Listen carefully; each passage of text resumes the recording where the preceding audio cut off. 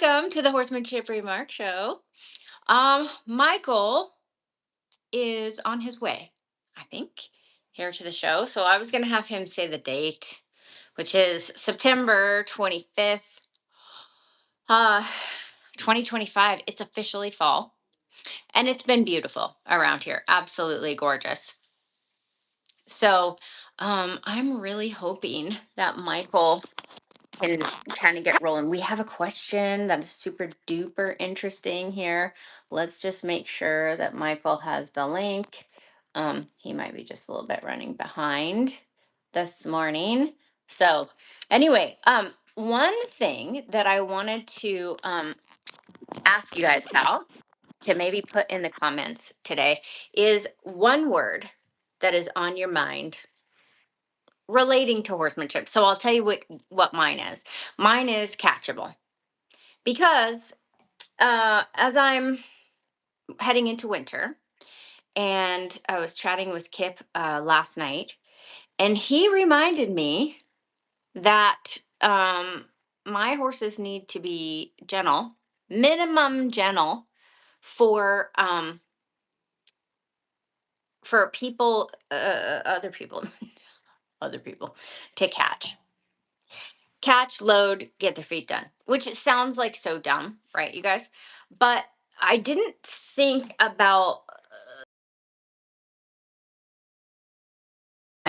let's just add him really, really quick.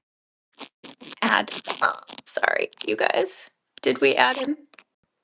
Michael? No. Here, are you coming? Yay. Okay, good. Yo, yo.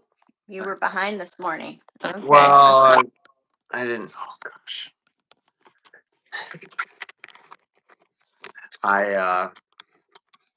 It forced me to update when I tried to find. Good morning, Susan. So I guess I gotta update in advance next time. Okay, yeah. Why would it be simple? Chelsea, good morning. Yes, I was thinking about you and the Buck Clinic.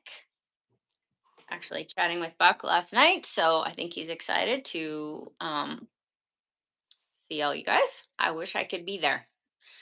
I was originally thinking maybe I could be there, Chelsea, but I cannot. Okay, Michael, I'm super excited to get to Carrie's question. This will be great. Very cool. It's a great question and interesting. But I was gonna ask these guys, of course, please like and subscribe. Michael, I'm doing the gesture. Like and subscribe. And yep. And also, but here's the thing. I was thinking about encompassing what's on our mind, but basically having some sort of focus and just with one word. So guys, put your one word in the comments.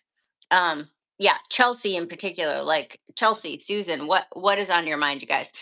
So I really wish I could figure out how to keep this chat open. Michael can see it, right? Michael, you can see the comments. Yeah. Okay. I can do it. You be in charge because my screen is going totally blank for whatever reason. So my word is catchable because I'm kind of embarrassed to tell you guys this, but like, I was talking with Kip last night. We've got our gravel coming. Well, I mean, it's here now. We're moving gravel, river rock, sand, new sand in the arena. Diane, good morning. Oh, look, there I get to see you. Beautiful weather here in Minnesota. It's been gorgeous here too. So, um, basically we're winding down towards rain and bringing all the horses in. Some of them have had a chance to live out all summer, and he's like, listen, you need to think about how other people can interact with your horses. And it's silly, of course. Julie, good morning. Because I should have thought about that before. But I think everyone in my little circle, Kip, etc., were quite shocked at when I broke my collarbone. At the horses, like for instance, Prim. You know, who who wouldn't let Kip catch her? Then I walk out there with a broken collarbone. She lets me do it one handed. Okay, that's great. It shows our relationship and all those things, but it's not appropriate for me to not dial in and make sure that those things are good enough that somebody else can do it. If I got hurt, if I died, like whatever, you know. So, anyways, my one word for this week is catchable.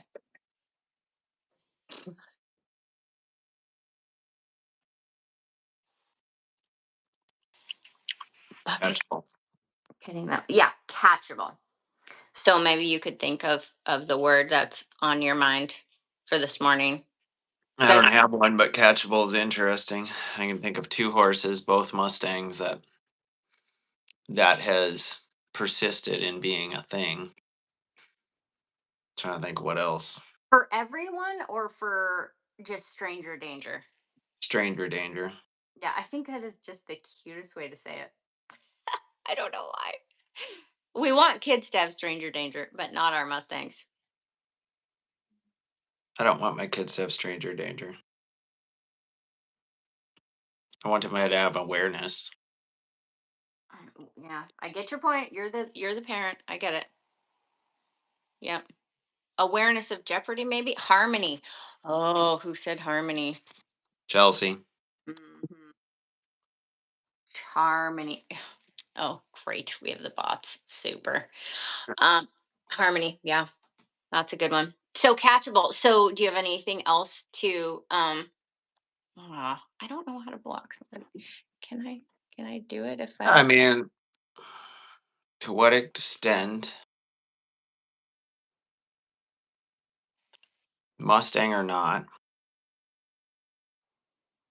horses that are quite sensitive, are you able to, especially on any like I need to get my horse catchable, right? Like that's part of the list. It's at the top of the list. Like truly catchable by anyone. Like to what extent is that even reasonable when you're talking anyone? Like It my dog hates my brother-in-law, not because my brother-in-law does anything to the dog. He's not real, he's kind of like doesn't enjoy that he has to interact with his dog because he knows the dog doesn't like him, but he doesn't have any ill will toward the dog. But Sadie is just like incredibly skeptical of him, and I think my father-in-law's dog has nipped at him, like, but that dog is around the kids. The kids are wrestling him. He just has bad vibes for animals, right? Or at least some dogs. So you have someone like that, or there was a farrier here the other day to trim a horse in training, and I'm just like, my God, how do you make a living as a farrier? Because it was just so gruff, and he wanted to get in a fight with his horse, and he said, "Oh, just tie her, put her in this pen, and I'll do her on my way out in the morning." And I go out there, and he's trying to trim a hind leg, and it was just awful. This horse is like picks up her legs, no problem. I could trim her easy and know that I wouldn't have any trouble. But he's there just, and then every leg thereafter is just awful. And this dude's around horses. Like I guarantee that there are a high number of horses, a high percentage of horses that he would just, you know, say he had to catch and trim all of the horses that he trimmed. There's a very high percentage he would not be able to catch. Just the way he goes about everything is just gruff and grabby. Um, so catchable. All right. well, I, The couple I'm thinking of, like you have to have feel, but if you have feel, you have a chance. But even if you have feel, there's still that stranger danger. They still, and they're not mine, one in particular, that is really pretty tricky. Um, there's kind of rules about how you approach him that he allows you to get in there. If you just walk up any old angle, he's like, not so cool with that. Um, and part of it is, when Buck talks about them learning to be a coyote, you're kind of like they are ready to halter him and they race out of there. Well, I don't know that he learned that specific move of it's you're just about to put your arm around my neck and put the halter on, and I jet. But I mean, he was born wild, came out fairly old. I mean, not old, but I think he was 4 or 5. wasn't handled the best when he first came out. And you kind of wonder, like, what would his life be like if he hadn't been? I mean, I think he was legit abused. I think they tied his head to the ground and sacked him out. But if that's not the case, or were that not the case, what would he be like? Given that was the case,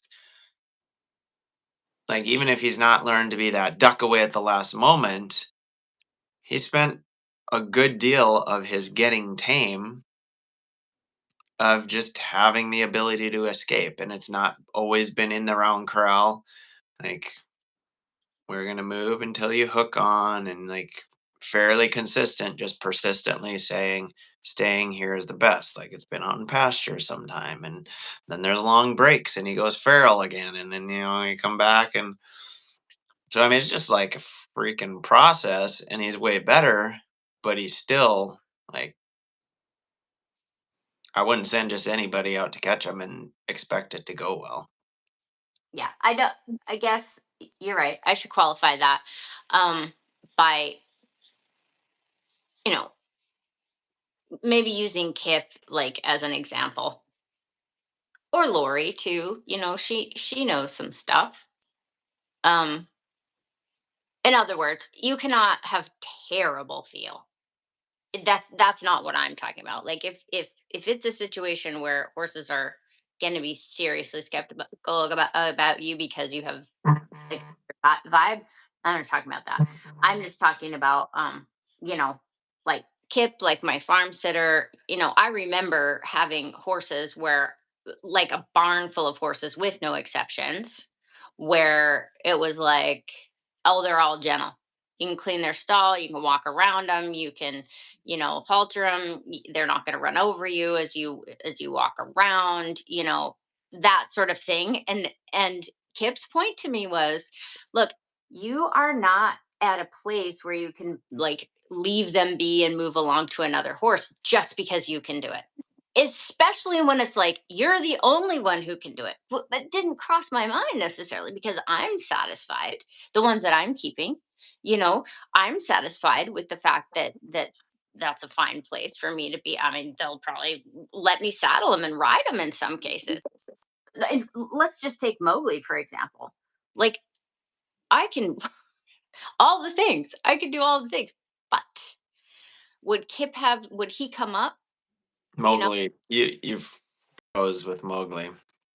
well, I'm just saying I can catch him, I can ride him, I can load him, I can tie him, I can, you know what I mean? But he is not necessary. Same with Rosie. She's a great example. You know, and Kip's like, well, I can't, I mean, riding Rosie would not be a good idea even for me, walk track canter. But you see what I'm saying? Like that it is definitely not like Zorro or Davina where it's like, all right, you know, So how do you plan to get there? oh, I just need to, it's not that hard, I just need to put my attention on it and get it done. So It's, how?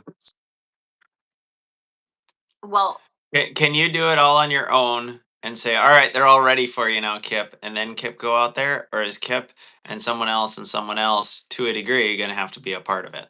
it's a good question. I would think that, in particular with the Mustangs, uh, they need to be around a few different people, to categorize them. Um, but like for instance, with Prim, I definitely can get her more solid, just build more latitude. Basically, I guess I would say with Prim, like build more latitude so that the Not foundation. here. I'm not hearing your how. Yeah. So I mean, all the normal things, but taking longer, or making sure that, for instance, if she's gonna hook on, let's say loose in the round pen, loose in a stall, um, in particular, like those would be the top few, and really come to me with two eyes and just absolutely have completely let down and really get parked. for me to go up and do all sorts of different things, like to test it on a higher level, without. I think what I would do, maybe this is the answer, is kind of have a little bit less feel, you know, so that you can kind of clunk around a little bit more. And I don't do that in the way that I could, or if in the way that I would if I was getting a horse ready for somebody else. I do when I am getting a horse ready for someone else, but I don't when it's just mine. And his point was like, look, even if they're your horses, you still need to have, you know, that deal, right? Well, So, so to what degree? I mean, I know friendliness is a factor, but to a degree, and that way, that will come in play because throw 15 different horses in the round crawl one at a time. Throw a group of random people, most of them interested in the horse, not like I could I could take it or leave it, that have some interest in the horse, some with feels, some knowing very little to anything. Oftentimes the horse is going to come up to the person who doesn't know a dang thing. Honestly, like my sister-in-law, like she kind of likes horses, but like when you come in with that energy, and I just pick her as an example because I know she just thinks they're the coolest, but she just knows nothing. And so you come in and it's just like no expectations, just who are, I want to be with you, right? And so there's no pressure on the horse. Um, and she's also not trying to go say hi to the one that's not coming and meeting her at the fence. But throw the individual horses in the round corral, have all these different people going in, my sister in law being one of them. Like, are we talking that horse is going to come say hi? Because when you I think say that would be the smartest thing. that would be the ideal. So then you have a horse that isn't particularly friendly by nature, not gregarious friendly, not like, yeah. So it isn't friendly in a positive sense, not that they're unfriendly on the other side of it. And one of the things I would say that I used to do that I don't do anymore on this batch is give treats. Hmm. Well, that's So a pretty easy way to create friendliness or draw or interest in the person. yeah, and I really don't want to do that. Hmm. But what I could do is have, like, for instance,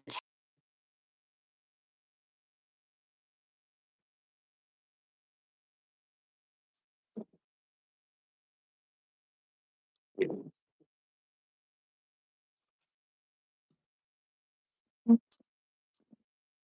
And you know, could even do that without haltering and bringing them in at first. Just bring their food out to them in feed pans. You know, they all come to the gate, and you let one or two into the round corral at a time, and they eat. I mean, that creates draw too, without it. I mean, strictly being here's a treat from my hand. Like the horses that get grain, most of them are like waiting at the door in the morning.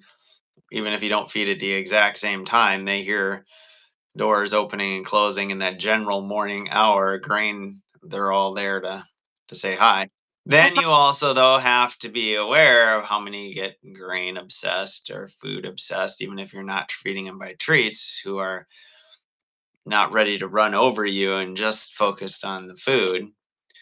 But so that adds another complicating factor with someone who doesn't really have a feel of saying, "Oh, well, wait your yeah, turn. and Don't this would, charge through here." yeah, and that's would, and I guess I'm not necessarily feeling like, especially at feeding time, I would the standard of uh handiness would not be, you have to go into a herd of 8 all fighting at the gate and halter one and pick them out. I mean, that's a pretty high level of handiness for sure.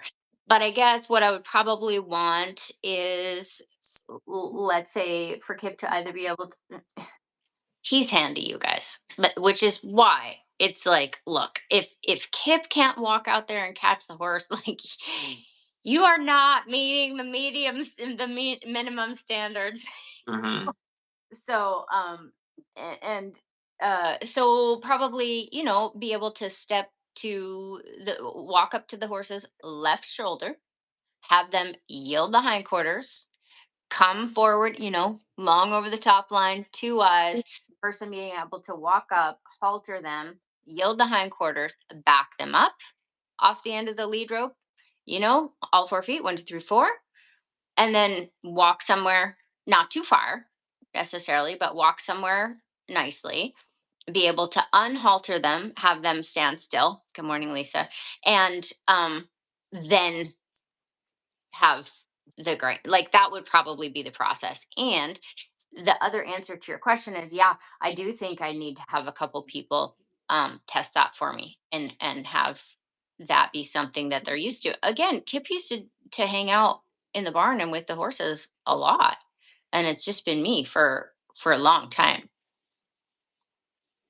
And one of my farm sitters is super handy, so she could get by a lot of horses. The other one, better than medium, and so she would probably be a really good one. Anyway, it's something to think about. Well, I'm just going through the list of horses here, and I mean, uh, when they're out on well, let's say one thing. Thinking of a couple lesson students that are they know how to put a halter on. They know how to move a horse when they're on the halter. They know how to drive a horse out of their space if one of the other horses is crowding them, or at the gate and they want to go out the gate, not necessarily even crowding them.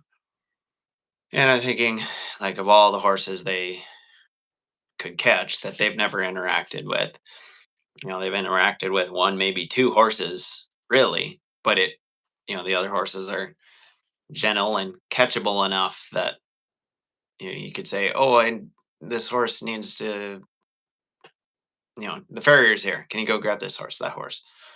And they'd be able to get it done. When they're out on pasture, I think most of them, unless it's the spring and they just went out on pasture and they're like, no way I'm going in right now. This is great.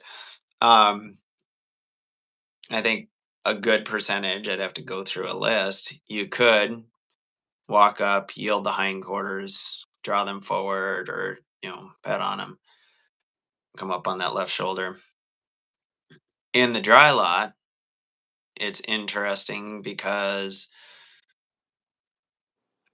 depending on whether my horse is eating or not, and now I'm just thinking of my horses, some of them will come say hello, whether or not they're eating, or if I just, kind of go up and say hello, it doesn't take a lot for them to go, oh, you're here, and come turn around and stop eating.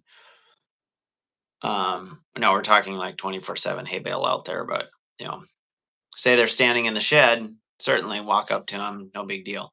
You could move their hindquarters and them stick with you and kind of all of that.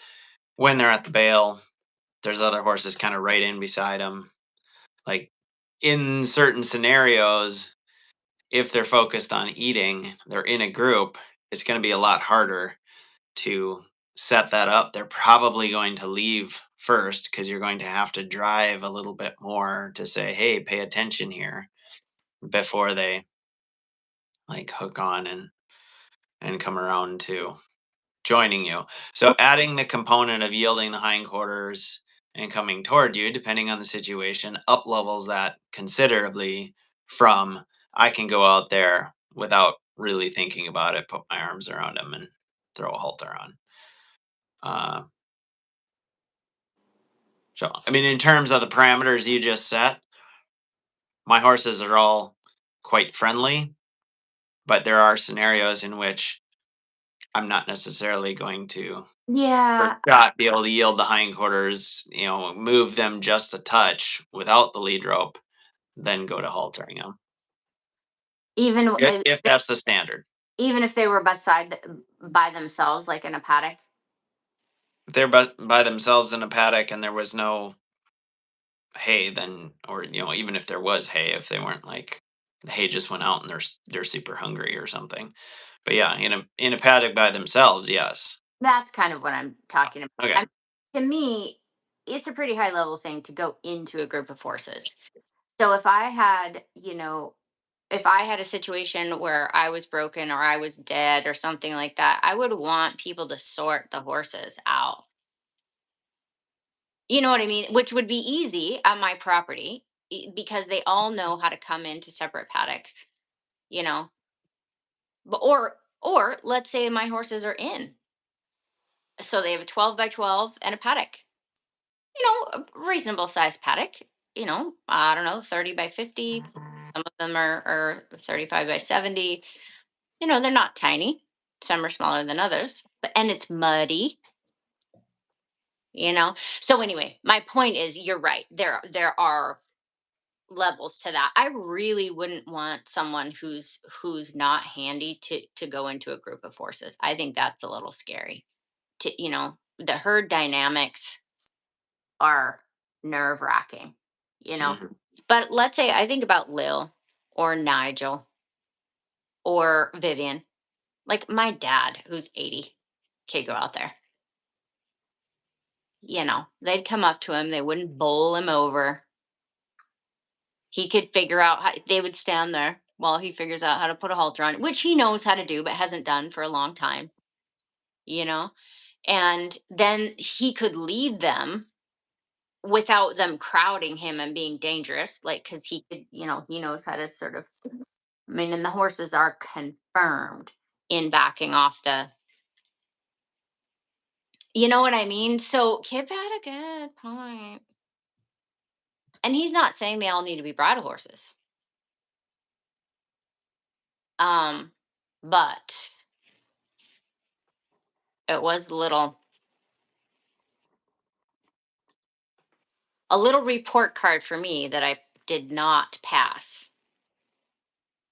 And having Revlon and Flower, of course, they're pretty fresh out of the pens, depending on how you think about it.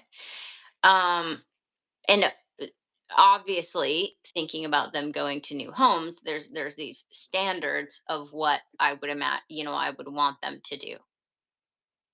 And side note, just being honest, you guys, I think I might scrub out of that in the time allowed. Like, I don't know that I'm gonna get there. I mean, the chances are with flowers of like 10% that she's magically gonna come around to that degree. Um, but anyway, that's a Wait, side wait, wait. To what degree? to Being that catchable that she'd find anybody, or just like, are we talking about the catchable piece here, or come around to your standard? catchable by anyone, even me. I don't know how it's all gonna go. What do you do when you scrub out on her? Should they have to come home for the winter? I mean, what else am I gonna do? Now, Revlon is, Oh, I see what you're saying. You're yeah, scrub out at in the their time of current arrangement. which is a few weeks, Sure. you know. Um, so and Let's hope. Revlon, Let's hope Flower can't hop your fences like Feather did. it's a very sketchy situation to bring the horses wild. I mean, it's yes, it is risky. Very very risky. It's better that they're with me now. We have a few weeks left, and Flower is. She came up to me in the round pen yesterday and let me, pet her neck, touch her cheek. Like it's definitely rolling along, and she's super into it. Like I said, she's just been hard for her to close the gap. So I'm feeling, and Revlon is great. Like she's getting really quite nice for me. and should be able to have her feet done by my farrier. Once again, my farrier is handy, freaking handy. He can get around horses. So what happens if he dies? Like, I have not prepared my horses to the degree that anyone, a clod like what you're describing, can get around them. Yeah. No. A few, Zorro, for instance. You know, so Yeah. I mean, again, the dude's a farrier, but I know. it's almost like I wouldn't expect my horse to put up with this. Even if, yeah, never mind. Unimportant. Well, I mean, you're right, of course, but It's what just one of those things. If the horse picks up their leg on their own and you go to grab it, like kind of abruptly, don't even give them a chance to pick it up, they're going to be like, whoa, what the hell are you doing? And just kind of tense against that. And then he tenses. I mean, there's you know, certain where, whereas, you know, our farrier, not this guy that was just here for that one horse, our farrier won't, kind of like most of my horses, you can go down and just kind of have intention, like thinking about lifting their leg, and you run your hand down there. You're not tapping, you're not squeezing. They just kind of know that that's what you're after. Well, he doesn't kind of just hover there, going, "Are you going to give me your foot?" Like you just pick it up without me having to do anything to you. Because I'm sure 98% of the horses he works on, that doesn't happen. He'll go down and he'll just grab the foot and pick it up, but he's not doing it in a way that's like trying to take their foot away. He knows, where the balance is. He shifts their weight, and then he kind of like puts a feel on there, e- even though he's kind of holding it. And the horse is like, oh, okay. Some of them he, has to do a little bit more physically, but not in a way that causes more tension. So I don't know how much are you expecting a horse to put up with? I don't think I would expect a horse to put up with the other guy, agree. but I my horses should be able to put up with a farrier that just very matter of factly, different feel than I have, kind of grabs their foot and says, "Pick it up." You know. Yeah. Again, Uh, some latitude. Yes. Some latitude.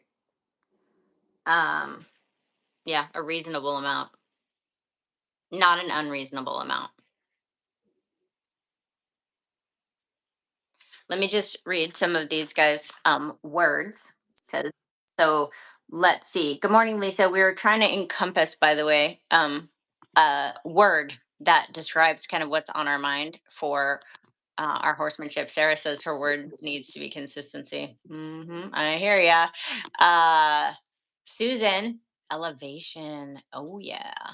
And then Chelsea said harmony. I said catchable, which is what launched us into this. As Dia Lisa says, I definitely think the skills have to be higher when it's group of horses in a field. Yeah, even with just her 3. Yeah, yeah, um, yeah. Without a doubt. So that would be my answer to you, my friend. I'm so I don't know. I think I trust horses more, or my risk tolerance is a little higher than most people, because I'll like we one of the folks at our barn just bought a horse from John Uh-huh. Bendinger. Yeah. And so there's more kind of like herd dynamics going on there. At first he was getting chased around a lot. Now he's kind of taking charge and pushing everybody around in the course of a couple weeks. So if I send anyone out there, which I don't think I've sent. I mean, Lydia went out there because Chief headed to Florida, by the way, on Monday. So Be with Dana. to be with Dana, he, Yeah. Cool. he has a new 4-year-old Ah. 4-year-old daughter for Chief. Um, but I mean, she's gone out there, I think, and got Chief. But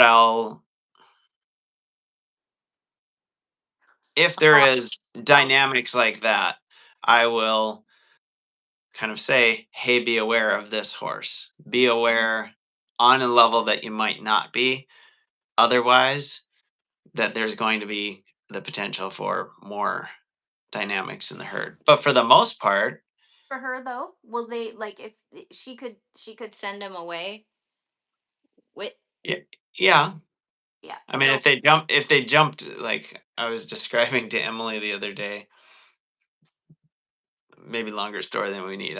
I'll make it short. I was helping someone with a horse that basically, when it got animated and scared about something, it would kind of crowd her space. And she was having a hard time just defending that space and saying, no, even though you're distracted and all excited about everything else here, still need my space. When you'd really crowd her, she had a real hard time not shrinking back a little bit. So I'm describing this to Emily because I've been taking Heidi on walks because her foot's screwed up enough now that she's got to be in a stall, but I want blood flow happening. So Emily and I go for a walk with relative frequency, and I've been taking Heidi along like a dog. Um, and she startles at something, and I'm describing to Emily like, you just stay away when I can tell she's in this elevated spot because she can jump and move pretty quick even with a fucked up foot. Whereas for me, like we come around this corner and there's a big rock there that comes out of the blue kind of, and she jumps toward me and I just put my arm up and she runs into my hand. Um, so could Lydia do that? No, or like exude that much presence for this horse that's 3 times as tall as her. But she can go in there and be like, hey, you get out of my space. I want you away from me before I do anything else, kind of proactively because she knows. But for the most part, when she goes out in a pasture of like 6 horses, a dry lot, they're all eating hay. I'm just like, be careful, be aware that, especially when they're eating next to one another, like so and so's in charge. So I don't know. I'm probably a little too trusting, or like lesson students. You know how to catch the horse now. You know how to drive horses away. You know how to bring it through a gate and safely hold on to the gate and not have them get squished. I'm like, okay, go for it. I don't have the time to do it for you every. You know, mhm. you're getting there now, but it's not. I mean, she's walking into a group of horses that's like 4 or 5 horses, and of course, there's her dynamics. So I don't know. I think I assume more of people sometimes than like, well, you should be able to do this. Okay, well, you're 14 and your knowledge of what's involved in that, just doing a project or something like. Yeah, and partially I Well, I would need to walk you through it a little more. yeah. And so that's a little bit on your calculation of the person, a little bit on how gentle the horses are. I wouldn't imagine that any of my horses would be aggressive towards a person on purpose. Kick Yep. them, purposefully mow them down. Yep. None of that. They're definitely going to want to. They're going to be interested, perhaps with the exception of Prim. Um, but the herd dynamics can even put a horse on top of me Hmm. if I'm not aware. So I'm certainly not. That to me is the biggest thing is the herd dynamics.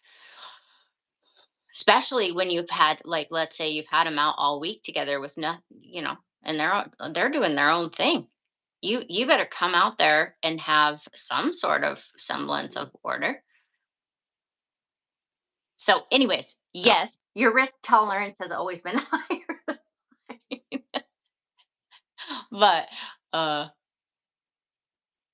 I would I also think yeah, it just depends on the composition of the herd too. yeah, and I'm just comparing it to herds that I've had in the past where I would feel differently. Not 100% differently. But it depends. Like I remember when Oliver was uh I don't know, a toddler, and I let Maggie come up to him and put her head down, and him I know it's going to be fine. If he was a little more coordinated, he could halter her and lead her around, as a test. So and when the horses were out in the field, but they're not going to come. They're not going to be jockeying around at the gate or around food or whatever. Same thing with like the guys that work on my property. If it's the middle of the day and everything's fine, yeah, you don't have food or trying to get through a gate or something like that. He could just be like, off you go, and they'll head off. Didn't want to come check it out, then they'll head off. So, and I would also say that there's a certain time when I would, you just kind of know it's cool for somebody to go out and do it. I'm just being real about the fact that I definitely am like, don't go into this stall. Just leave this one alone. Just stay out of it. So, I mean, he is right about that. He is. And it's a good point. I just guess I was so satisfied with how they were with me that I didn't take it very seriously. Like, Yeah. well, and it's No. not like I don't have friends who can get it done. At least I don't think so. But I really was surprised that Prim was like, "Mm, mm," back in May, you know, and I was out there with it. She would not. And then I walked up to her, one handed. She lowered, like, don't bump me. Let her around. It's like, so that satisfies me when I don't think about the rest of it. I took Prim to Dayton with Feather, and it's like, Corey took her out into the round pen, and everyone's like a little bit nervous, myself included, until a few days went by, right, Corey? Like, I don't want her to get so disconnected that I can't catch her. But I can get like she'll come up and hunt me up. So, but that's not a finished product. Is Kip's point? He's like, you can't. That is not an okay place to be like, oh, it's fine. I'm at. Mm. So you feel me? Hmm. Yeah. So Lisa says that her word would be patience. Yeah. Or excuse me. Her word. Yeah. Patience. Patience with myself and my horses. Yeah. Here's an example. My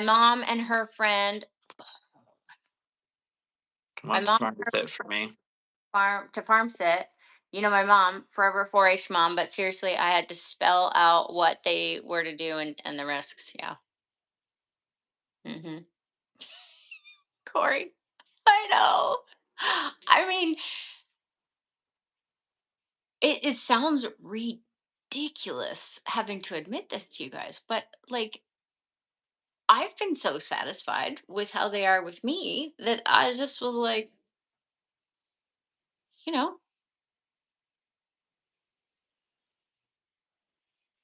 my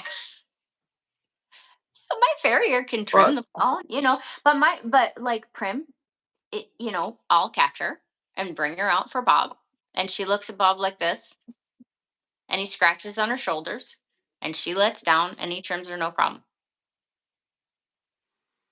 Well, I'm just thinking too, like having a measure of like I get what you're saying, like Maggie, kind of that gentle where you could hand the rope to a kid and the horse is just gonna be like, "Y- you're important. You're in that category of human, even though you're little. So I have to be aware of you, probably on a different level because maybe even because I don't you're odd, you're rare. Like I don't interact with one this size very frequently, so I gotta be thinking, well, what's going on?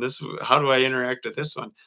But you can hand a horse to them, but let's say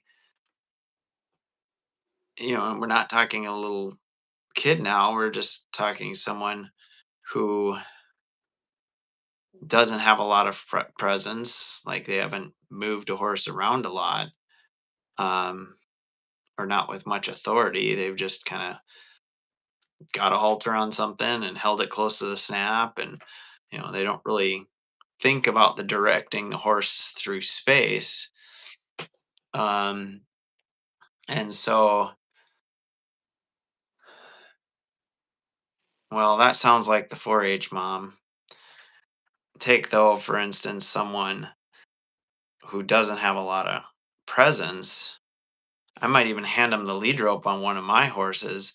And if they aren't like, hey, give me a little space here with, just a small measure of like, hey, back up. Then my horse like gets close to them and they don't have any presence to say back up. The only way they can do it is grab the halter and push them back or um leading off and you have one horse that's got a big stride. My horse, if they're just like poking along, isn't necessarily going to just poke along with them. I mean, some horses will, but not all of my horses. They're gonna like kind of like, okay, we're going out walking, and pretty soon they're like head and neck ahead of them. And if that person doesn't notice that or have any presence to say, hey, that's not your spot, go back there. It wouldn't take a lot if they knew to do that.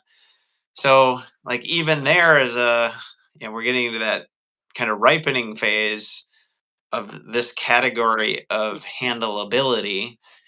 Um, they're not all going to be Maggie, That's but true. they're all Yep. sort of catchable, Yep. right? They're not all going to be lasered in on you going, I know my spot. You maybe don't know my spot, but I'm going to try to understand what you're going to do next so I can maintain my spot. And, you know, whereas Heidi right now is like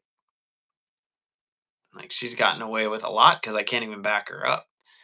I can't Mhm. really circle her or do a hindquarter yield. So to a degree, it's like when she's chargy, I like have to carefully. I can't just set her back like I would otherwise. I have to kind of do it in little stages until she's like, oh, okay, I'm back here.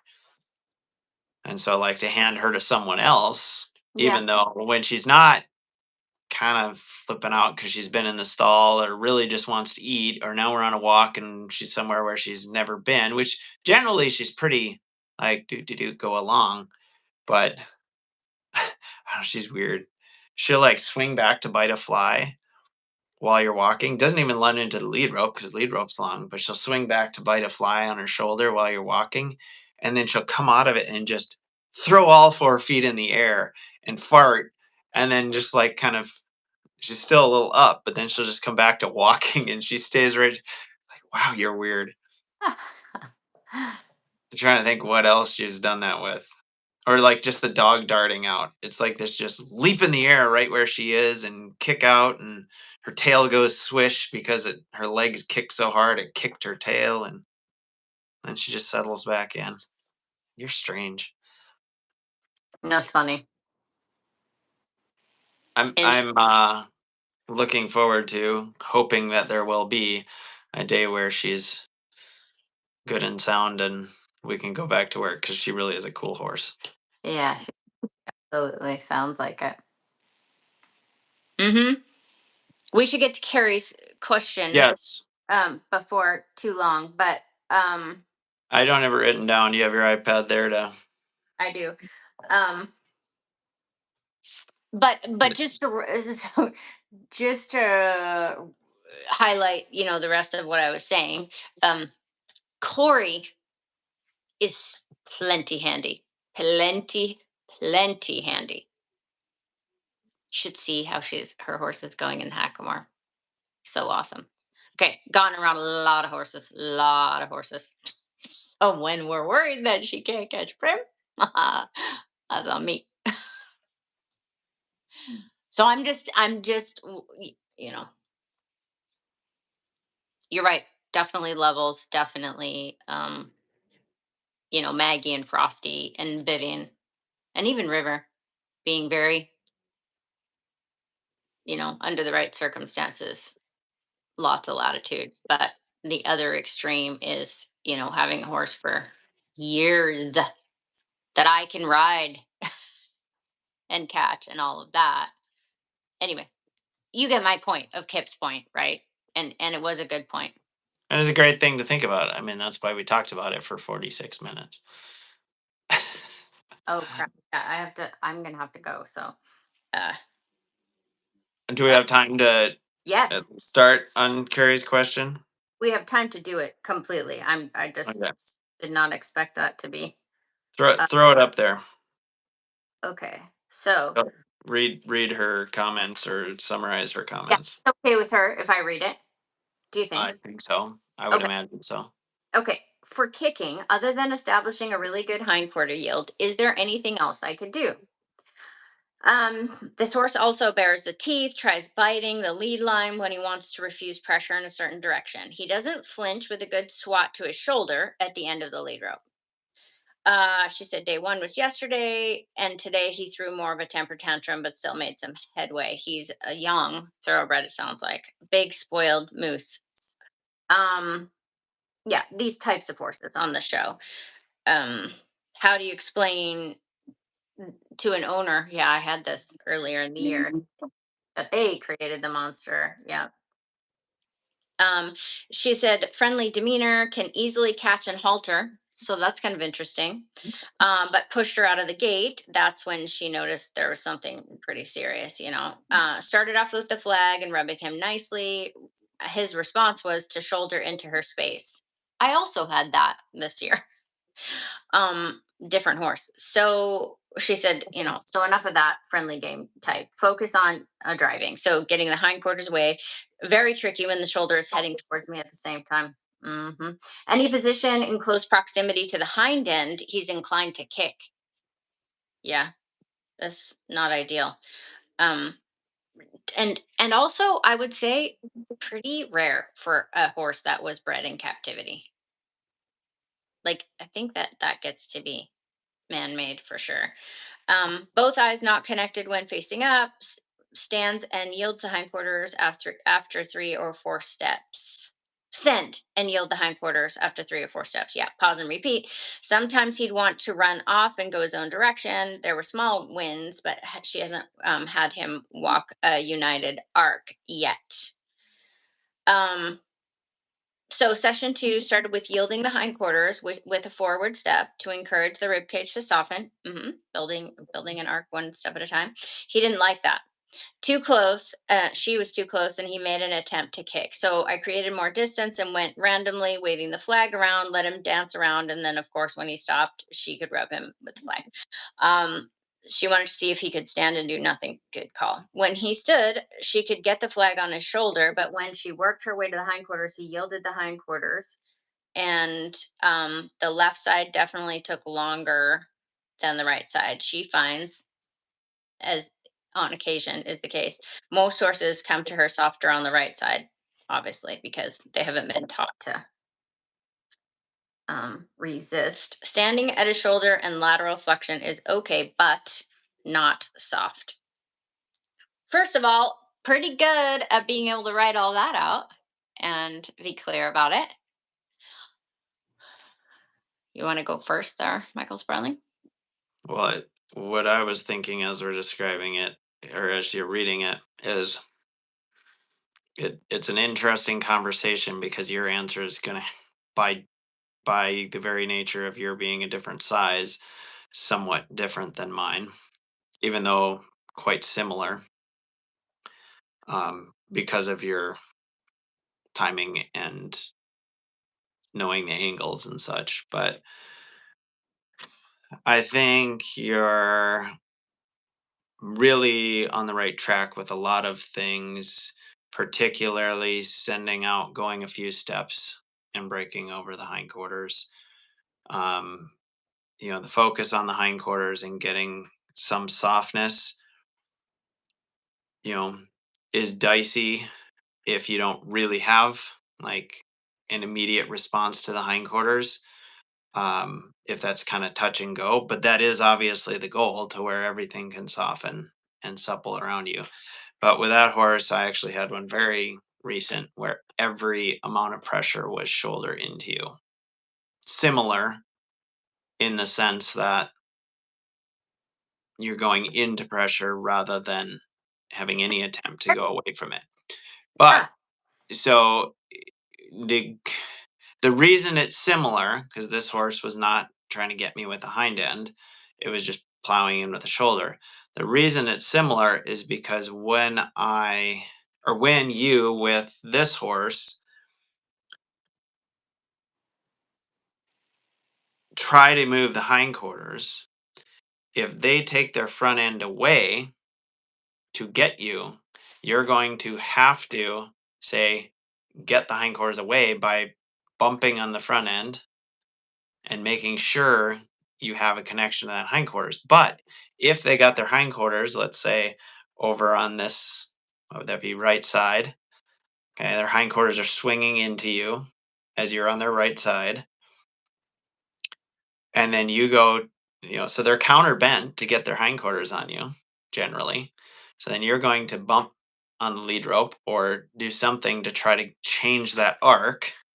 But when you do, they are not going to change that arc because he is trying to get hindquarters on you. His nose has got to go away. So what's going to happen generally is, hey, change the bend, get that hindquarters away from me. Everything just moves closer to you, maintaining the same shape.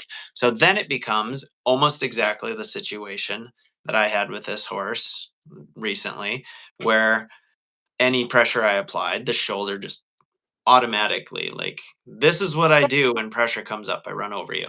And so with that horse, it was a lot of block, bump, block. And I'm explaining to the owner as this is all happening, this looks awful, but I'm going to get through this fairly quickly. The horse just does not know where an appropriate place to be is. Taking a new arc, shoulder being out, not pulling on the lead rope. There is a place for him to be. Picture, I use it probably more often than I would like to. A picture of the little um, train around the Christmas tree. Like if they can find that arc going around me as center, Mhm. it's cool. But if their shoulders scraping the inside track or their nose is trying to off rail on the outside, and then when I say don't do that, the shoulder comes on me. It's block, don't come on me, bump, don't leave. So even though it's hindquarters, you're going to, as you found, be dealing quite a bit with when I try to influence the hindquarters, the shoulder has to stay off of me. Given the propensity to kick, that front end or the length of the lead rope is going to have to be shorter just to keep that hind end away. But then you're also going to have to deal with the shoulder because if you have the lead rope shorter, and that shoulder on you, you're just hosed. I mean, they're just walking right on you. So it almost becomes, in order to get to the hindquarters, a matter of figuring out how to say change your shape and get the shoulder out there when I put feel on the lead rope or bump on the lead rope. So outside of doing what I might do, hand up, block, bump, block, bump, sending out with some energy, a little bit more length in the rope, but make sure you're far enough away and then the rope is short enough relative to what they're doing to not allow a kick to get in there, but sending them away with enough energy. And after a step, or maybe not even a step, almost immediately breaking them over. That gives you a little bit more space to do that without them being right on top of you. But again, the distance from their hindquarters relative to the length of your lead rope is critical, or you will be a target if this is his pattern. And when you send them out, it has to be enough on the shoulder that to a degree the shoulder goes out and around, not just through you. And given how much, I mean, as you describe, if you just whack him in the shoulder with the tail of your rope, he doesn't care. When they're that kind of numb to pressure, it might take some pretty intense severity to be like, this is different than the other whacks on the shoulder that you can just ignore and maybe even push into. Um, so there will likely be need for a measure of intimidation, if you will, strength, shock. Um, you might have to assert yourself pretty good to say, you don't You run over me. is what I think you're trying to say. You have to match it, and if it's really extreme, then it's a lot to match Yep. it. Yep. That's you didn't create that. Mhm. And I had a horse like that this year, and a gal who's, well, anyway, he was scary. And I mean, it was a very firm situation, very firm, because it was super similar. Um, and in the end, after several months, not several months of me doing things, but his owner did her homework and did a good job. And then really, I was 4 weeks into healing this bone and could move him all around with one hand. But it sounds very similar.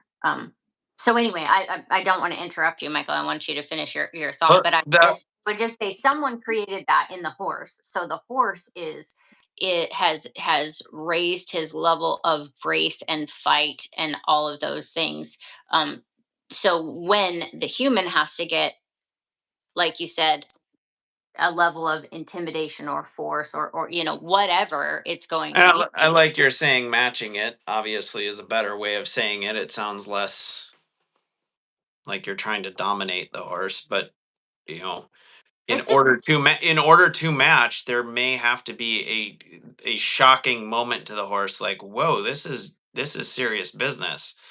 I can't just play the old trick and easily dominate the situation myself."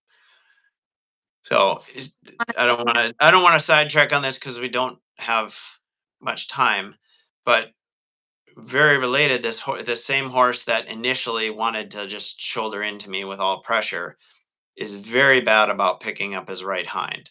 You can pick it up if you're like, "I'm barely gonna pick it up," and clean the foot, but if you go to set it over your knee or bring it forward, I mean, he will hook that leg and very intentionally try to grab you. And I mean, he's done it a numerous times attempting to get me, but I'm sure I mean, he learned that. And the owner was trying to work through this, and eventually was like, I'm making it worse," which she was, rather than making it better. Um, and it's taken a fair bit to help her see that the fighting isn't worth it, to the point where like we're making progress, but if we're still going to every time fight, it's like I'm going to pick it up and just hold in a super awkward, like, you're locked in position, and let you struggle in this position where like you're about to fall down if you don't settle this in, because being super nice about it like was getting you so far, but there was still that like pushback in there. So yesterday was the first day I brought the foot forward, and I usually don't do this because if you get that foot going back, you're good. You can bring it forward. They've kind of turned loose already. He was very triggered, right? I mean, his response when you tried to bring it forward was just to rip it back and then hook you. So I put a rope on it, flipped it up over the saddle horn, drew that foot up because he'd kind of give it, but then he'd rip it back. So I didn't half hitch or dally on the saddle horn. It was just one hold. But then he was fighting with himself. And at first, I mean, he was jumping around, he was ripping the rope around the saddle horn and getting a full kick in there. It was pretty gnarly at first, but holding it there until he stopped kicking, and then holding it there just like you do when it's back until he kind of let those muscles loose and let the foot hang there. Very similar, like I wouldn't have to do that in most cases, but I had to match him, let him in this case, because it's so much strength in the hind leg, you can't hold on, get it over the saddle horn and let him fight with himself. And I keep saying him, Zamir. And she's just like, Holy shit, this is not like," she scared herself by her reaction and my setup, such that you're not going to get rid of me. And now you're making it worse for yourself by fighting. And that was a complete shock to her, that she could be overpowered and cause herself trouble by fighting that much. So, and yet it wasn't overpowered like I just tied her off to something. like I said, the first few times, I mean, she was able to kind of pull that rope and get it through there, but like setting it up to where they have to make a decision other than that what they've made before, because what they've made before just is not going to work out for us. So it's a similar sort of deal where when it's that intense, your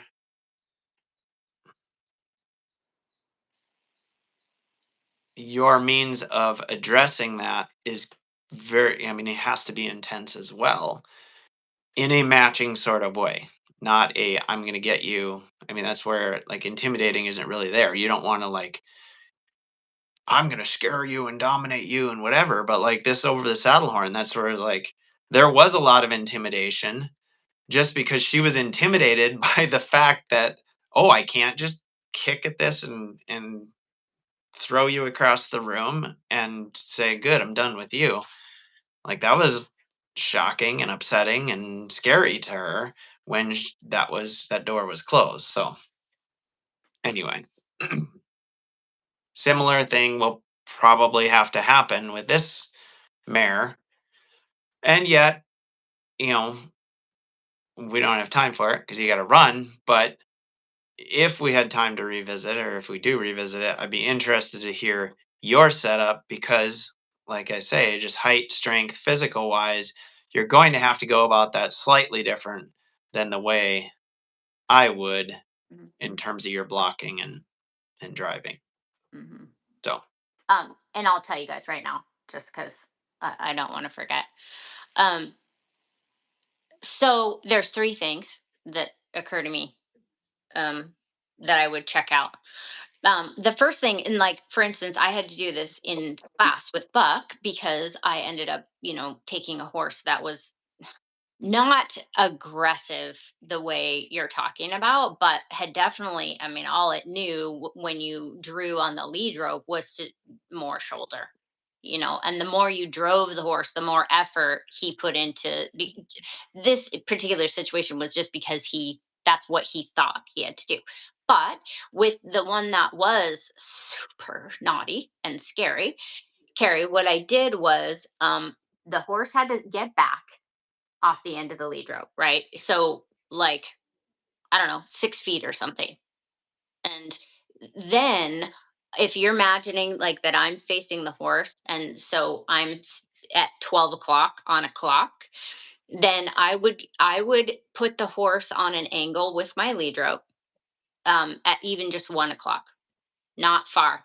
1 o'clock, and the horse is far from me, right? So he can't bite me or kick me. And then I would make some noise with the flag to the point where something had to happen, right? I'm just now, if he is absolutely going to tune that out, it's one thing.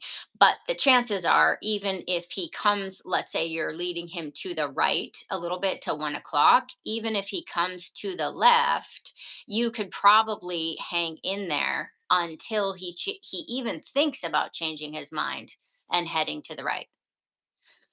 So then you can basically build just the change in the thought one little bit at a time. So you can go from 12 o'clock to 1 o'clock, or obviously 12 o'clock to 11 o'clock, and then 12 to 2, and then, etc. So a much smaller slice of the pie, because the first thing to do would be to say, okay, you need to go away from the pressure, but you cannot be so close that you can't yield the hindquarters or do whatever it takes, right? But I am 5'2", you guys. So I've seen Michael do it, I've seen Nathan do it, I've seen Gary do it, I've seen Buck do it. All these guys do exactly what he's talking about, block and send, block and send.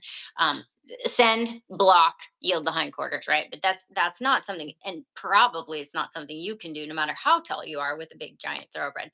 But you can I have definitely put the horse on a small angle and then worked at it until he changes his mind. Because, of course, what you're trying to do is get the horse to shift their weight from the inside, or what should be the inside foot, to the outside foot, right?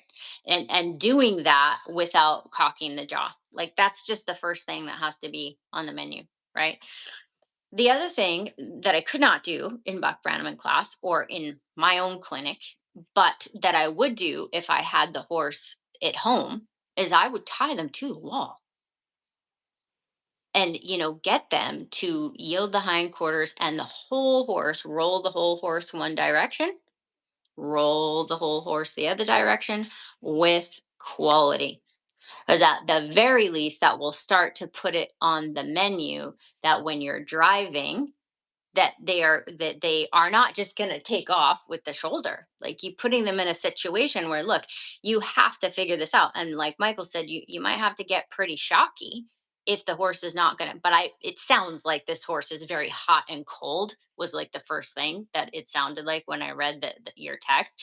It's like, so you should be able to engage the hotness at some point, at which point usually the horse is like, well, now I don't know the answer to get myself out of this.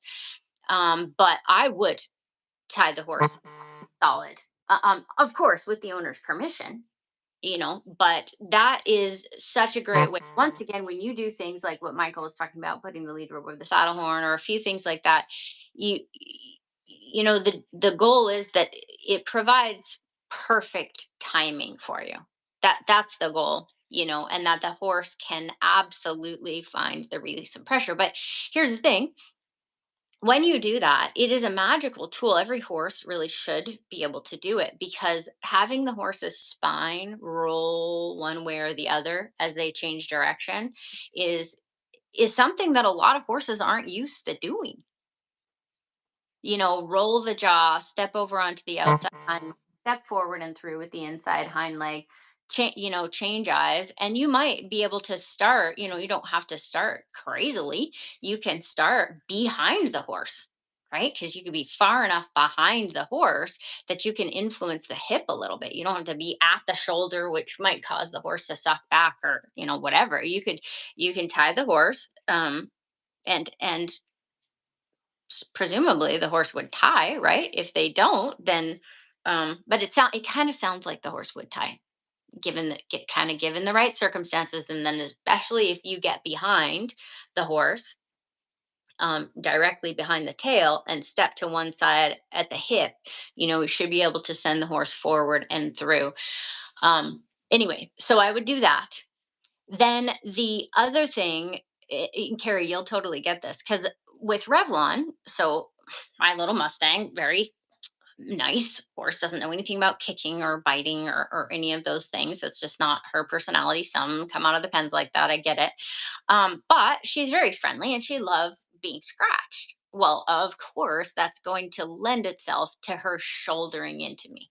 Obviously, she wants more scratches. She wants to be closer to me. And yes, we like that. But as soon as possible, I certainly didn't want to have to be taking any steps back. So she had to yield, porcupine game style, over onto the outside feet. Now, she didn't know anything about pulling away either. So there's that.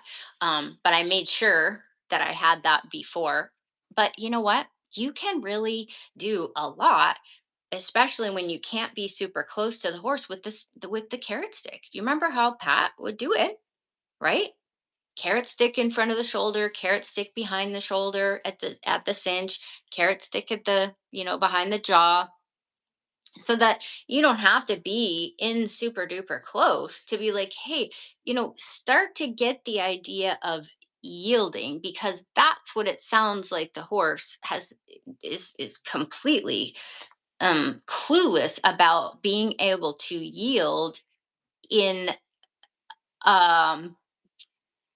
you could say positive, but I would say in a way that the horse understands is beneficial to them. This is what you're trying to explain. It's like, look, this is a benefit to you. Also, let me show you how this can be. I think maybe she made some. Let me just see really quick. Oh, let's see. Katie has a few Oh yeah. comments. Lisa said, yeah. Morgan just started with the 3-year-old. That's exactly like this, shouldering in over and over. She pulled out the red block, but couldn't get the red book, Red book. but couldn't get the hindquarters with the rope only shouldering in. Yeah. So Morgan, could very easily just tie the horse to the wall. If you guys have, you have to have a safe place with like where the horse is not going to be able to, pull whatever they're tied to. You and some people aren't comfortable with that. You certainly could do it with a blocker tiring. You just have to hold the other end, and there should be a point where you can get the hindquarters to yield. But here's the thing, Katie, I would say for Morgan or for anybody that's small, and in relationship to the horse, you need to be able to put yielding away in a beneficial manner with the whole lateral side turning loose on the menu. It has to get on the menu, which is why if you watch the Buck Brannaman video of him halter breaking that little weanling or yearling or whatever, of course, so he's going to get her roped in a stall, flip that last rope over her outside hip, and what is he going to do? Show her how to yield her hindquarters, roll the jaw, turn loose laterally. So partially it's an intellectual item for the horse, right? And in other words, like, what am I supposed to do? Roll onto the outside feet. This is like, especially if he's shouldering in, like this is a complete lateral change, right? So you put that on the menu, show them it's a benefit and it feels good. It's going to feel good if they can turn loose. But in a situation that you're talking about, and like I said, I was just in this situation earlier this year.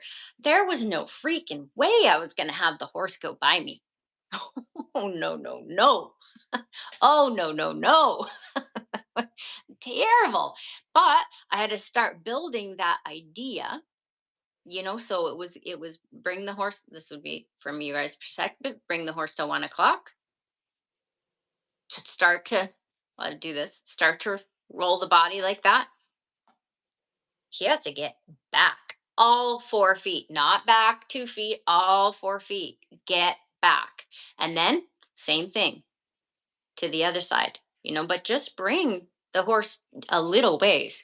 But anyway, that's what I would say, Michael. That if you have the option to tie the horse to the wall and put it on the menu there, that's what I would do. It's your safest bet, most effective. And it's good for you to practice. Mm. Lots of little, I don't know, not caveats I'd say there, but things to be aware of. And like, I like the getting back and out and around, like create the thought of going out and around. That's not necessarily going to take care of the shoulder, but it's at least having them think away and around in a positive sense, getting their mind engaged rather than just saying out and around now, break over, don't leave like that. Um, the backing up, I mean,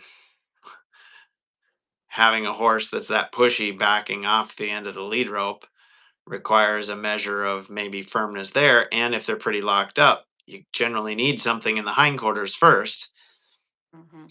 If they're not backing up, oftentimes that means they'll also escape back on pressure. So then tying them might not be the best option. So there's lots of little things you're going to have to check out that you, Emma, would naturally do before going, okay, yeah, this horse is ready to tie, or I have to watch for this as I'm having the horse like truly get back. Or if they're stuck, this is how I'm going to help them get back, given the unique scenario I have in front of me of this horse really wanting to shoulder in or swing the.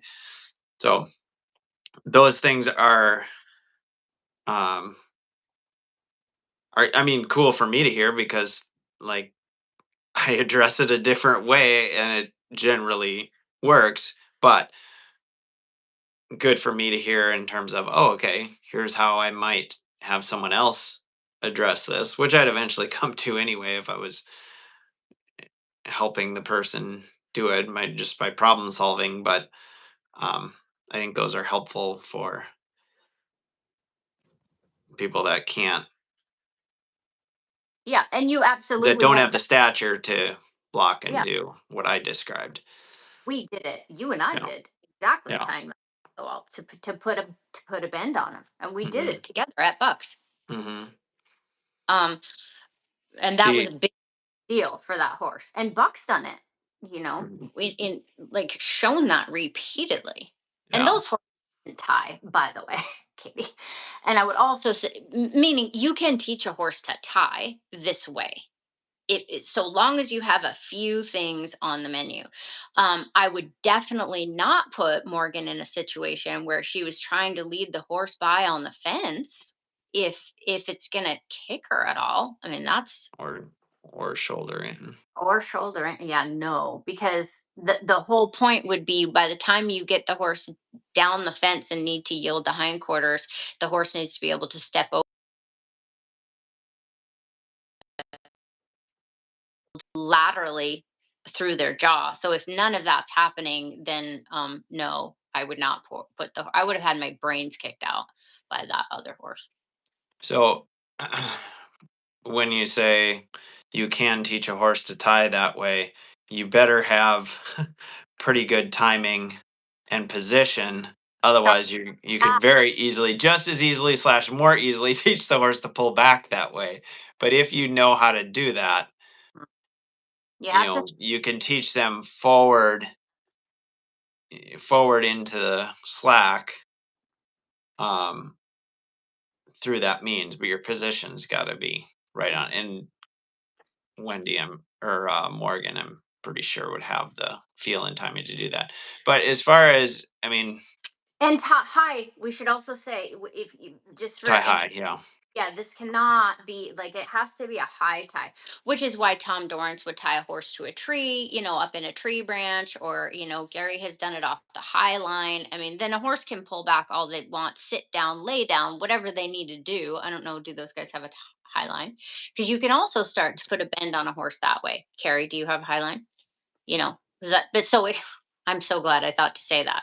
Yeah, if any when oh lordy, yes, high high. line. I mean, it's a little bit of a different game too if it's a high line because they can circle all the way around, which has its own benefits. But um, in terms of putting the bend on it to where they hit that and are learning to come through. Yeah, And a tree can do that where it's a fixed spot as opposed to like a patience pull or something because they will wrap up. But then it's also very easy to get them pulling back when they run out of lead rope, I think he you would know, do a tree branch not tied to the tree. In other words, creating a high line. and creating That's a high line out in a way. Yeah. yeah. But But right, it takes a whole nother level of skill. I'm just saying the same principles yeah. apply if you need to work a horse on the end of the high line, in an extreme. But One thing that's interesting, it sounds like, if I'm understanding Katie's comment correctly, that Morgan was doing like you do with the colt, flipping the rope to the outside, loosen the round pen, trying to get the horse to roll the hindquarters off the fence and turn the other direction. And Wendy said Morgan was potentially too small to get a change. Yes, but right there, it's really, I mean, you have to do enough to put a feel on that's pretty direct in certain cases.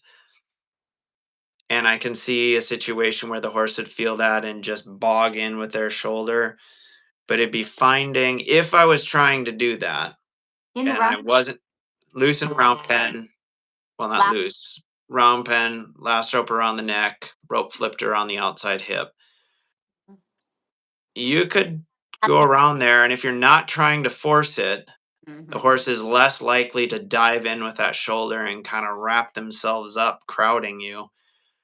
And you're not going to be able to be necessarily in the center of the round pen. You might have to be kind of traveling around closer to the fence.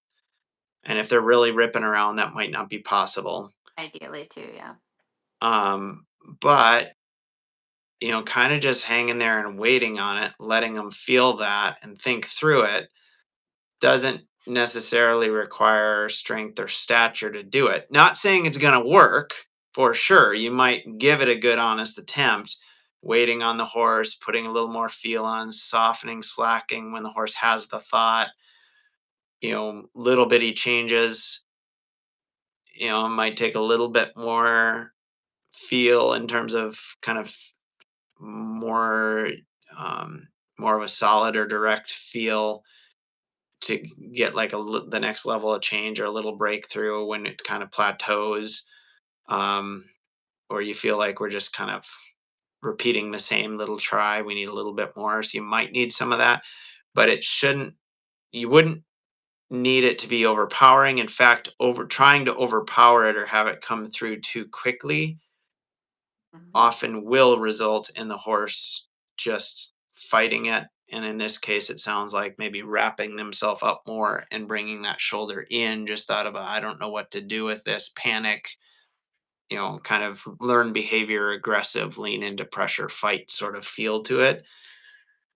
So when I say there's a way to do it and you could try it, I'm kind of saying the idea of doing that is not necessarily a bad idea.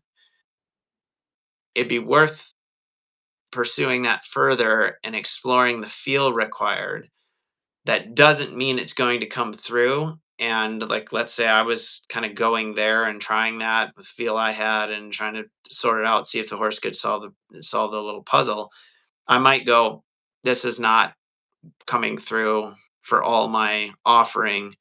I need to change tack and try something else and come back to this once the horse has certain ideas that are going to help them there sooner. So I only say that to clarify that it's not necessarily, you might be doing too much of trying to get For it to come through. talking about strength, you are absolutely 100% trying to do too much. Yeah. That should have nothing to do with strength. Yeah. And Yeah, I say that just to clarify yeah, yeah. the sounds like the sister puzzles of problem solving together. um, Wendy's comment that you might be too small. It's not a strength thing; it is a feel thing. Although there might need to be spots where it's a little firmer. But if it comes on too firm too quick because you're trying to use strength, it's potentially just It, botching the whole deal. Yeah, it should honestly it's be that the lead rope or the last rope can lay on the outside hip, yeah, and the horse will, and which it will, if you can manage to keep the horse going one direction with them carrying the rope over their outside hip, then they are going to slow down at a certain point, and you really should be able to very little lay the lead rope on the outside, or on the last rope. Michael and I watched Buck do this with Shooter, um in Santa Cruz, right? hmm And it took 45 minutes, and Shooter and was hitting the afterburners for a while. mhm. So, yeah, I mean, we watched this shape out, but it's not like Buck's over there with, hold on. Anchored up. No, Yeah. no, no, no, no, no, no, no, no, no. The other thing, you guys maybe have thought of this already, but of course, and Carrie, you could do this too. Um, just really pretty Gary Bailey style, hooking on in the round pen, loose, hooking on, coming forward, going out and around, hooking on, coming forward. I mean, that will put the whole rolling of the body on the menu as well, and going from straight to out and around. Now, that situation could also be too dangerous, especially if you're on foot, depending on Yeah. the horse. This Yeah, I that feel like both of these horses, it sounds like that might just be initially inviting the shoulder to come in which case you not in better. Mhm. not in Morgan's case. If she's in there with the horse and a last rope flipped over then she should absolutely be able to do it loose. Have the horse go out and around, come forward into Gary's corner and change direction. I mean, she obviously can Well, keep. it sounds like any driving brings the shoulder in.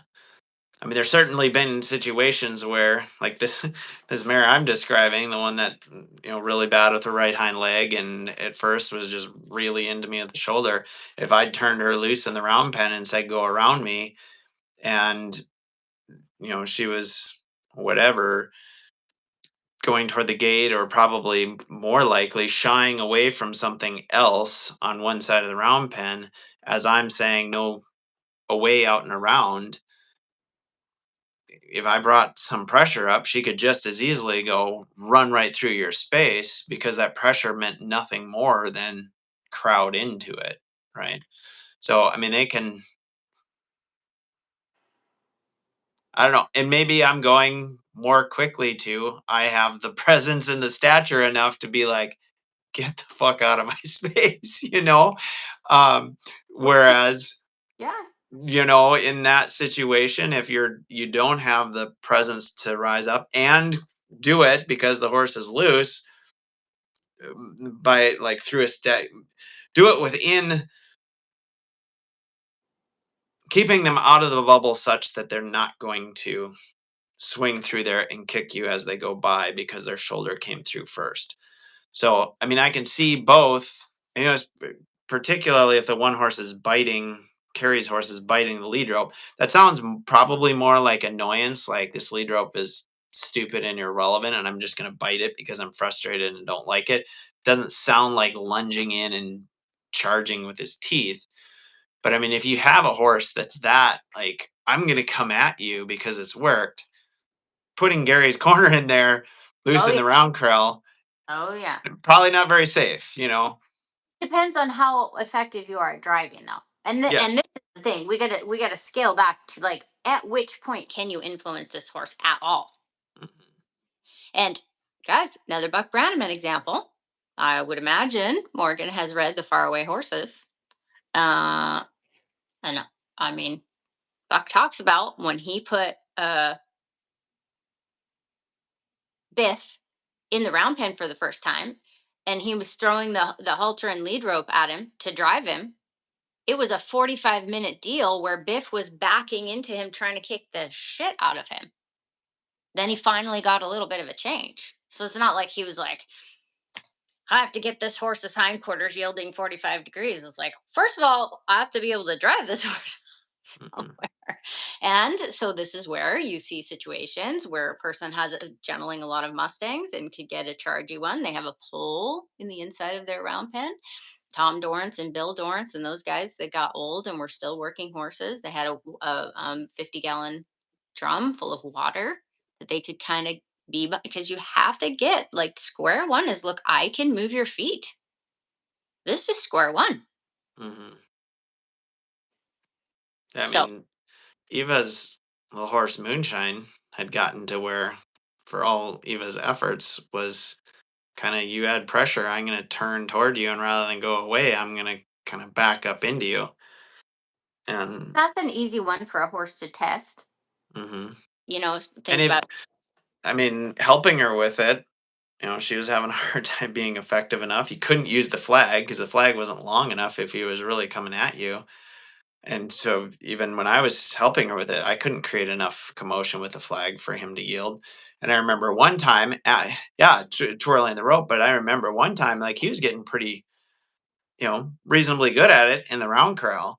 But I went out, I don't know, maybe to get another horse, probably. And he's in the pen, and I go to kind of drive him away just real casually, like, I'm going to catch this horse, give me some space, get out of here.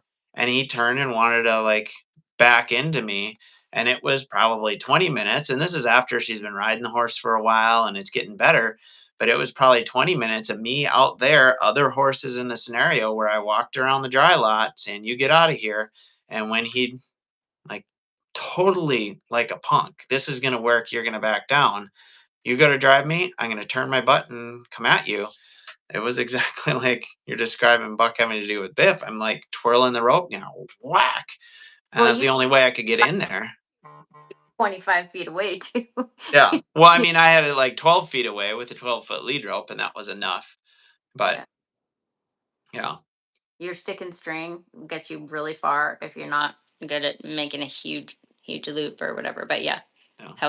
however far you need to be depends on how fast. Like Buck said about Biff, he kept people away from his horse trailer for years because he'd wait. Biff would create enough slack. This is Buck's story. I mean, I wasn't there, but Biff would get close to the trailer so that he had enough slack, so he would suck the person in, and then he'd have enough to get back and kick the person. So Don't get close at all. So I'm just that absolutely can happen. Um, yeah. So if either of you guys want to package something a little bit more specific, I can certainly ask Buck about it and get back with you. But um, I mean, I'm pretty sure that square one, can you move the horse? S- Square two, or step one, let's just say, can you move the horse at all? Because Nancy, our friend Nancy, she had some rescue horses at her barn a few, like, I don't know, 7 or 8 years ago or something, and the horses were feeling pressure from her and that thing lined her straight up and ran right over the top of her. That was its response to pressure. So what level of aggression slash complete misunderstanding are we talking about? And we have to Mm. wind our way back to where can we start from? And then, like you said, it can bubble up in different places too. Mhm. It's pretty wild. Yeah. I So, mean, different horses and like how legit. Like we're talking about this, going. So, like I'm thinking of like I don't know. My brother-in-law just kind of looks at me like I have horns growing out of the side of my head when I describe what I'm doing. He's just like, that is stupid and not worth it. And I would like, that sounds like a terrible career choice. And then we're like having this conversation. He would be like, yeah, that is dumb. Cause like it is just stupid dangerous, even when how to get around a horse, how to, have a pretty good feel, have technique to be able to get out there. And like, this is not going and picking flowers in your garden and selling them on the side of the road. yep. And yet all of you guys can feel us. Yep, for sure. Well, listen, I have guys here working and I need to get outside. So, anything else real quick? No. No? All right. Fun conversation. I do want to ask Buck at some point, and I could maybe. So Heidi is a real well. I have a thought on Heidi that's not related to. It's related more to her dynamics and her kind of quirkiness, more so than it is, you know, behavior conditioning with the person. But anyway, Yeah, I'm sure we can get that. I mean, when we're talking about horses pushing into pressure and being knifey, like I can do all that with her. She's not knifey to me, but she's kind of knifey toward other horses, and how to like as I'm thinking if she's better, I don't want to have to like solitary confinement her because she's gonna go get herself hurt or screw somebody else. So Hmm. anyway, Yeah, cool. Katie says that she did turn her loose in the round pen, so she's on the right track. Good, good. Yep. anyway, sorry. Guys, remember to like and subscribe. I wonder how long it will take for that joke to get old. You can also read my Wild Horse Diary about Revlon at emmadailykleinblog.com. The Northwood Farms Horsemanship Throwdown is rolling along. You can learn more about the horsemanship challenges. We do 2 a year through Northwood Farms, so you can check that out at northwoodfarms.com. Michael Sparling's schedule is at michaelsparlinghorsemanship.com. And Michael and I are here every Thursday morning, so we hope to see you next week at 6:30 a.m. Pacific Standard Time. 8:30 Central. Thanks for being here, you guys. Have a good week. Bye. Bye.